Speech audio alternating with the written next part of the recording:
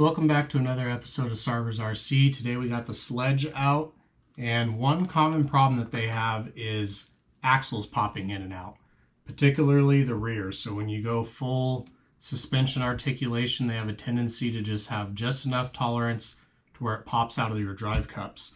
So if you have an older Sledge, they didn't come with what the newer ones did, which is these O-rings. So this is part number 9680. It's literally just a tiny little O-ring that you put in your drive cup, and it pushes your axle just far enough to where you're basically not going to have that problem with the axle popping out.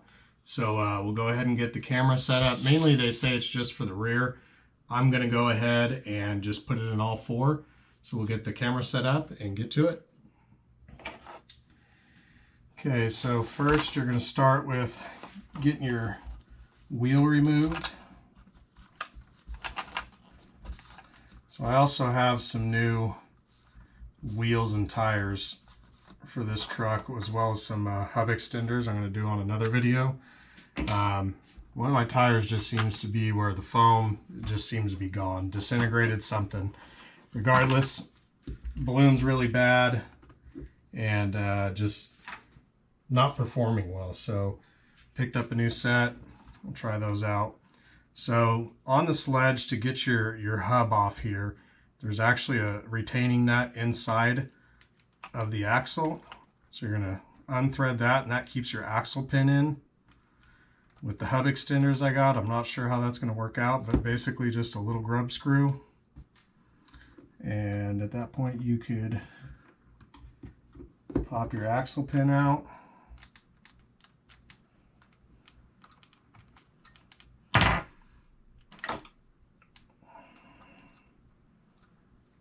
Or might not even need to. Let me check. So I think if we just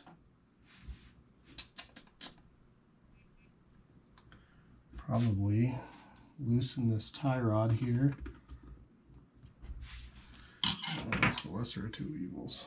So this is a 2.5 millimeter.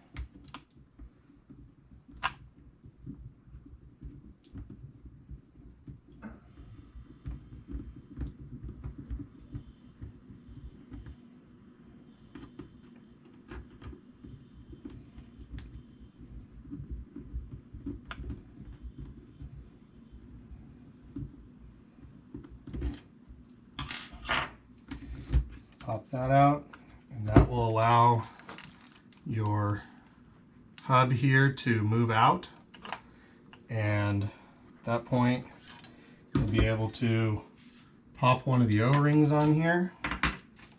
However you want to get it in there, flip the truck sideways, drop it down. I'm going to try to just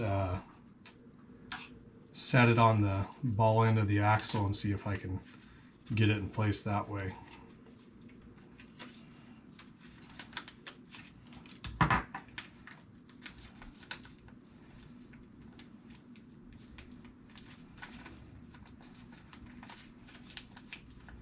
So I believe these O-rings, I think they're like $2. So the newer iterations of the Sledge should already come with these if you picked one up pretty recently. But if not, this is the fix. So we'll see if we can just probably get the truck up sideways. Maybe just put it in with some needle nose. So you can grab this and just drop it down into your drive cup and kind of fandangle it to where it lays flat, and then you will pop your drive shaft back in, and at that point get this all lined back up, pop that tie rod back in. See where it's at on the other side. So farthest hole.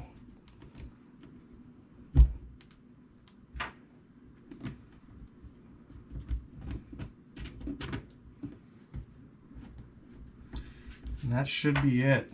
So very simple fix that will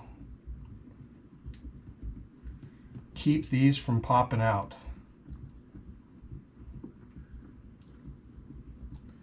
So this, isn't a super in-depth long install video, but something to definitely do if you have an older iteration of these sledges. And you could look pretty simply by just popping out that axle, and if you have an O-ring in there already, you're good to go.